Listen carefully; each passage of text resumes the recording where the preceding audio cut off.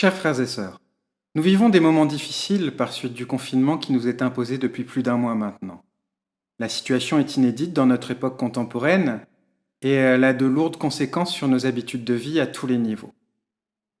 Notre vie ecclésiale en a d'ailleurs été directement impactée puisque nous ne pouvons plus nous rencontrer dans les églises que nous fréquentons habituellement. Alors devant ces contraintes imprévues, nous nous sommes adaptés pour pouvoir vous permettre de maintenir le lien communautaire dans les temps d'adoration via la plateforme Restons Unis.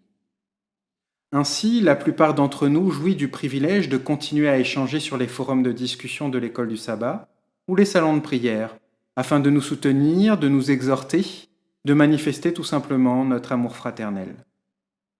J'ai bien conscience que cet outil n'est pas accessible à tous et que beaucoup peuvent se sentir isolés de leurs frères et sœurs, au moins durant les temps de culte et d'adoration que nous partageons ensemble chaque sabbat. J'ai une pensée spéciale pour eux et je prie que le Saint-Esprit les inspire pour continuer à communier avec notre bienveillant Sauveur. Quoi qu'il en soit, je suis persuadé et tout à fait confiant dans le fait que nous sortirons grandis de ce confinement sanitaire et que nous saurons nous montrer unis dans une nouvelle dynamique spirituelle et missionnaire. La crise sanitaire que nous traversons risque d'être longue et l'empreinte qu'elle laissera sur les économies mondiales sera des plus désastreux. Partout à travers le monde, les sociétés sont bouleversées, désarçonnées, et les politiques tentent, bon gré mal gré, de rassurer à coups de promesses frisant parfois le ridicule.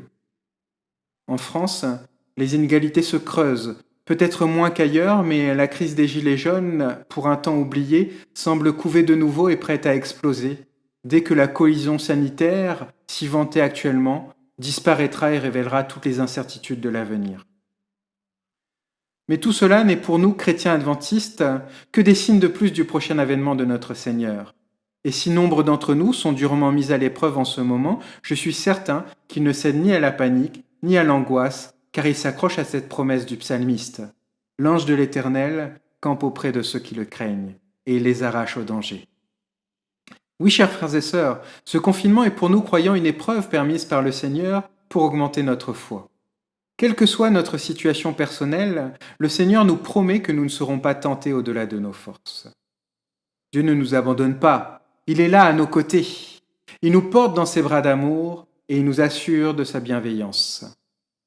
Quelle joie, chers frères et sœurs, quel privilège pour nous, n'est-ce pas, de pouvoir en toutes circonstances, bonnes ou mauvaises, pouvoir nous appuyer sur un Dieu si puissant et dont la bonté et la fidélité ne défaillent jamais.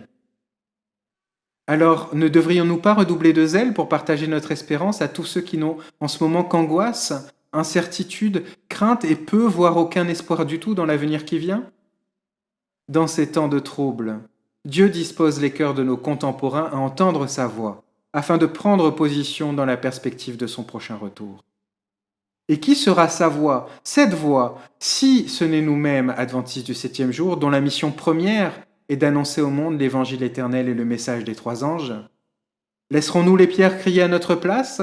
Ou serons-nous ces ouvriers si peu nombreux et pourtant si zélés que le maître envoie quand la mission est prête?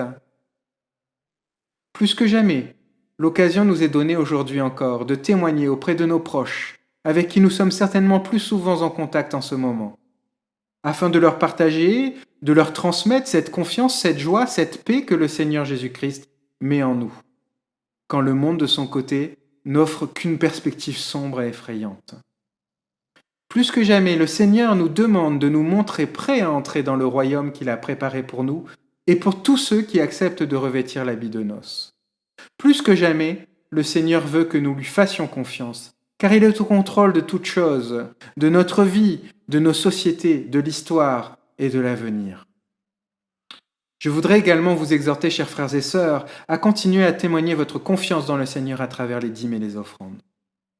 Plusieurs d'entre vous ont manifesté auprès de leur pasteur ou trésorier une grande préoccupation quant à la manière de pouvoir les remettre malgré les contraintes actuelles. Je ne peux que louer le Seigneur de vous inspirer ce désir d'être intègre dans votre foi et de soutenir l'œuvre malgré les temps difficiles que nous vivons. Car je sais que nombre d'entre vous sont directement impactés par une perte ou une suspension de leur activité professionnelle, et que l'impossibilité de nous rendre dans nos églises complique sérieusement l'accomplissement de cet acte de foi consacré par notre Dieu. C'est une question délicate, à vrai dire, à laquelle nous avons travaillé en étroite collaboration avec les pasteurs et les trésoriers locaux. Ma position depuis le début du confinement est de conseiller de procéder par virement bancaire pour tous ceux qui le peuvent. Bien évidemment, vous devez prendre soin de bien renseigner toutes les informations utiles, à savoir celles que l'on trouve habituellement sur les fiches de versement. C'est à mon sens la méthode actuellement la plus sûre, même si là encore tous n'y ont pas accès. Puisqu'un virement bancaire n'est pas à la portée de tous, les pasteurs vous ont conseillé de constituer chez vous un petit coffre où vous conserveriez précieusement le trésor du Seigneur pour le remettre dès la réouverture des églises ou bien à votre trésorier ou au pasteur.